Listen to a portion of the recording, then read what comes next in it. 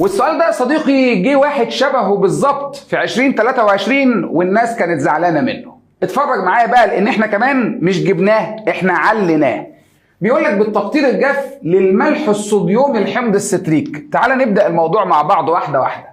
افكرك اولا ونبهنا على الحمض ده جدا يا جماعه، ان حمض الستريك C6H8O7 كان بيترسم ازاي؟ كربونه 2 3 كل كربونه معاها COH. ده طبعا يا جماعه كان حمض اليفاتي ثلاثي القاعده. ده مش بس كده يا حبيب قلبي، دي معاها 2H ودي معاها 2H ودي معاها OH. الحاجه رقم واحد اللي عايزك تعرفها، هو ده لما يتفاعل مع قلوي يتفاعل مع كام مول من NaOH؟ قال لي يتفاعل مع 3. اشمعنى؟ قال لي لان هو ثلاثي القاعده، فالاتش دي والاتش دي والاتش دي 3 اتش مع 3 OH يدينا 3 ميه، ويتكون عندنا ملح الحمض اللي هو نفس الحمض اهو، خرجت منه الاتش بتاعت الCOH ودخلت مكانها Na.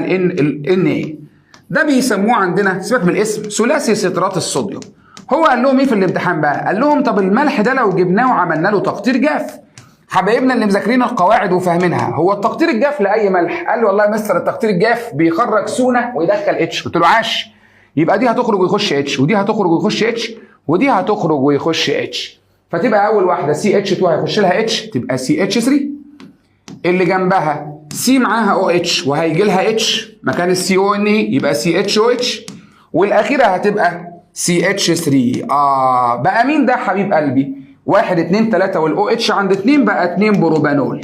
ده السؤال اللي كان جاي في 23.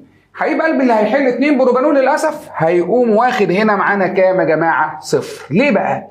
لان احنا ما قلنالوش بقى ثم قلنا مين الناتج ثم اكسده الناتج. يبقى 2 بروبانول اللي عندك ده كحول ثانوي، كحول ثانوي لما تاكسده يتحول لكيتون يبقى CH3 سي دبل بوند O CH3 فيدينا بروبانون اللي هو اسيتون. يبقى الاختيار الصح هيدينا بروبانون. ولذلك اوعى، هو ما قالكش انا عايز اعرف مين الناتج، قال لك فان ناتج اكسده المركب اللي هينتج، فاللي هينتج 2 بروبانول كحول ثانوي واكسده الكحول الثانوي تدينا كيتون اللي هو بروبانون.